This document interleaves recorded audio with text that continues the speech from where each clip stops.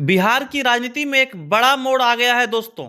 मुख्यमंत्री नीतीश कुमार ने social media platform Twitter पर एक भावुक संदेश लिखते हुए संकेत दिया है कि वे इस बार चुनाव में राज्यसभा का सदस्य बनना चाहते हैं।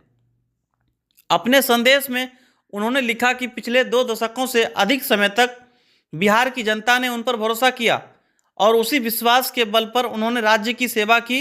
उन्होंने कहा कि उसके मन में शुरुआत से ही इच्छा थी कि वे बिहार के विधानमंडल के दोनों सदनों और संसद के दोनों सदनों के सदस्य बने और इसी क्रम में वे अब राज्यसभा जाना चाहते हैं।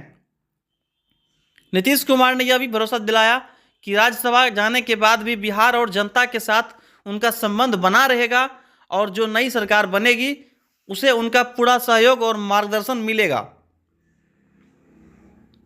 नीतीश कुमार के इस फैसले के बाद बिहार की राजनीति में बड़ा सवाल यह बन गया है कि अब राज्य का अगला मुख्यमंत्री कौन होगा। मौजूदा राजनीतिक समीकरणों को देखें तो सत्ता में भारतीय जनता पार्टी की भूमिका बेहद मजबूत मानी जा रही है।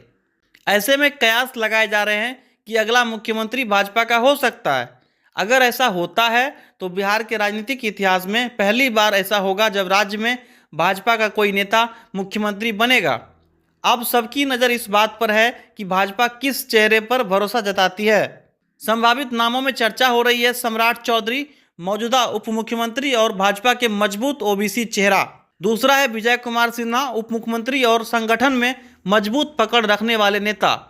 हालांकि अंतिम फैसला पार्टी नेतृत्व और गठबंधन की सहमति से ही होगा। साथ ही राजनीतिक हलकों में यह भी चर्चा है कि सत्ता संतुलन बनाए रखने के लिए भाजपा मुख्यमंत्री पद अपने पास रखते हुए जनता दल यूनाइटेड से 2 उप मुख्यमंत्री भी बना सकती है। ऐसा होने पर गठबंधन के भीतर राजनीतिक संतुलन बनाए रखने की कोशिश की जा सकती है। नीतीश कुमार के राज्यसभा जाने की खबर के साथ ही एक और सवाल उठ रहा है, क्या उनके बेटे निशांत कुमार राजनीति में सक्रिय भूमिका निभाएंगे। अब तक निशांत कुमार ने खुद को राजनीति से दूर रखा है और सार्वजनिक जीवन में बहुत कम दिखाई दिए हैं। लेकिन राजनीतिक हलकों में यह चर्चा जरूर है कि अगर नीतीश कुमार राज्य की सक्रिय राजनीति से थोड़ा पीछे हटते हैं तो भविष्य में उन्हें आगे लाया जा सकता है।